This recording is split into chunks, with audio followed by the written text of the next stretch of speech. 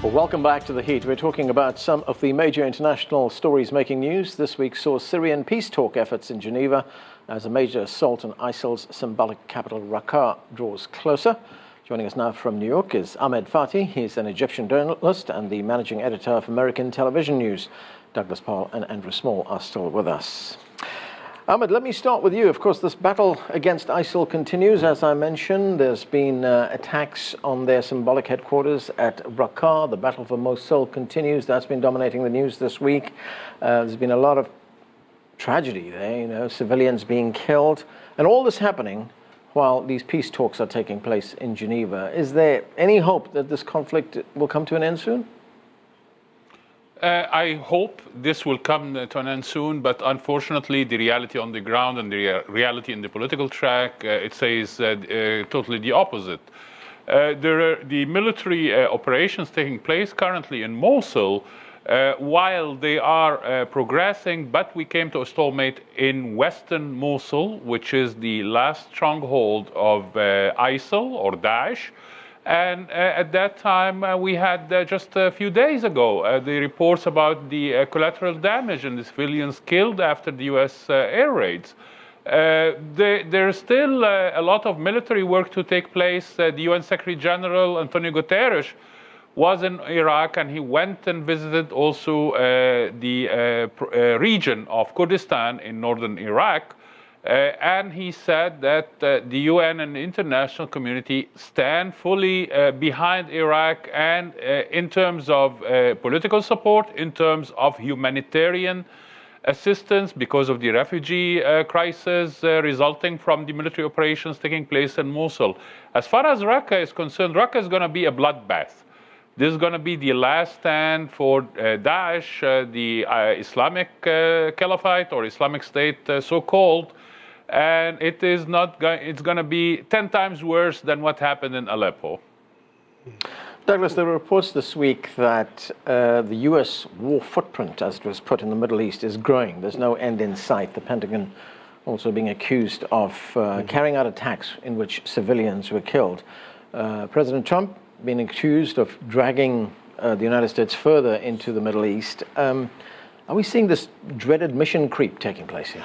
Well, I'm sure the administration would say no, that they're trying to keep their campaign promises that they would finally and completely manage the ISIS problem out of existence. And so they're applying military force because that's the only tool available right now. Whether they're laying the groundwork for ISIS to go underground from Raqqa and then come up elsewhere through executive orders against Arabs or Muslims coming into the U.S. is an interesting question that you don't hear talked about in the administration, but certainly a lot of critics are throwing at it. But I think the military men with a lot of Middle East experience dominate the foreign policy apparatus under Donald Trump.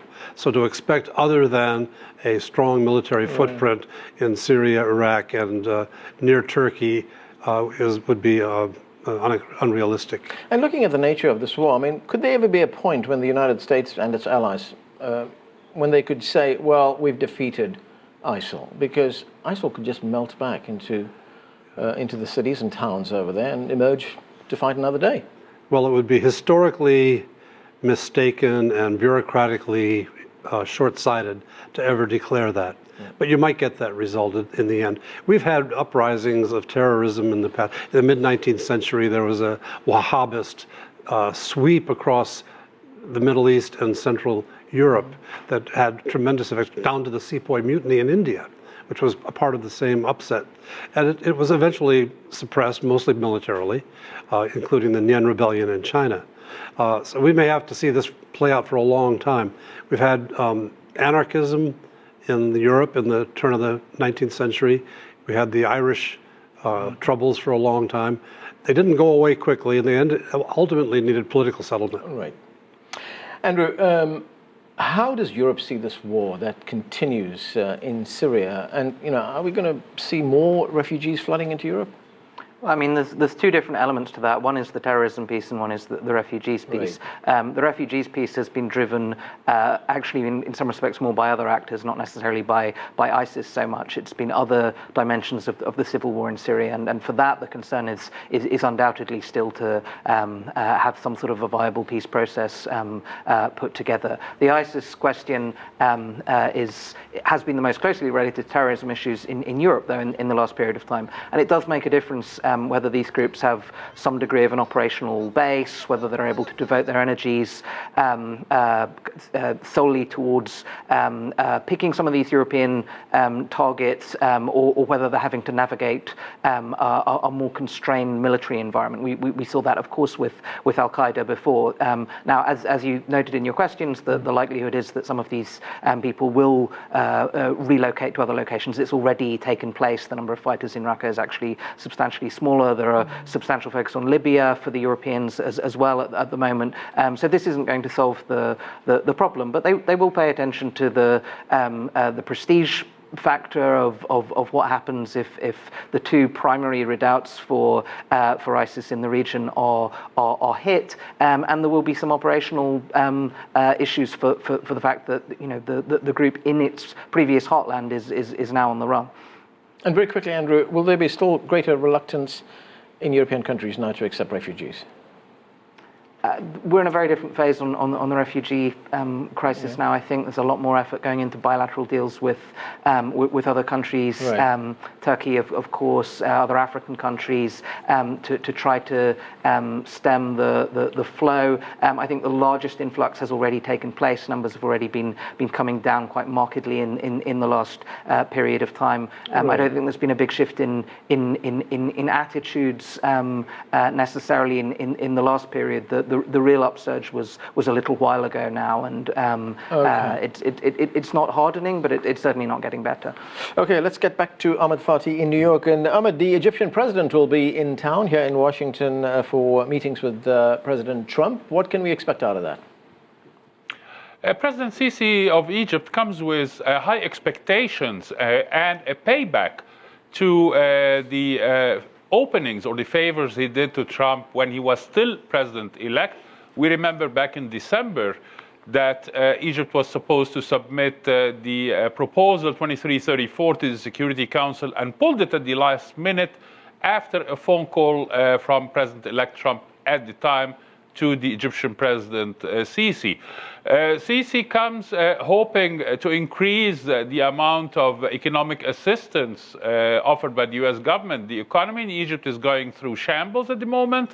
They have taken some reforms, but it will take quite a long time to pay off. But at the end, there is a need for the Egyptian military power in the Middle East. However, it can remain problematic a little bit as the US President Donald Trump described the Egyptian army as the largest Sunni army in the region.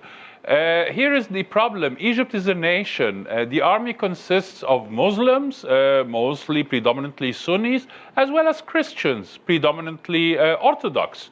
So to change the ideology of the army from being a national army into a Sunni army is not going to be an easy sell, if at all is going to be possible. Third part, President Sisi hopes to get streamline the financing of the military equipment purchases. Right. Egypt receives $1.3 billion from the U.S. government. However, this will remain in question since the budget of the State Department have been reduced substantially. And there is no protection for the foreign aid except for the State of Israel that amounts to $3.1 billion annually. Okay. They hope to reach a deal to finance the arms purchases over several years instead of paying it all up front, or it comes out from the military aid. Sisi is not going to get what he's hoping for, but there is still going to be a room for maneuvering for both parts. We have to acknowledge that neither President Trump or Sisi are politicians. Both come from a totally different area. Andrew, the other big international story, Brexit.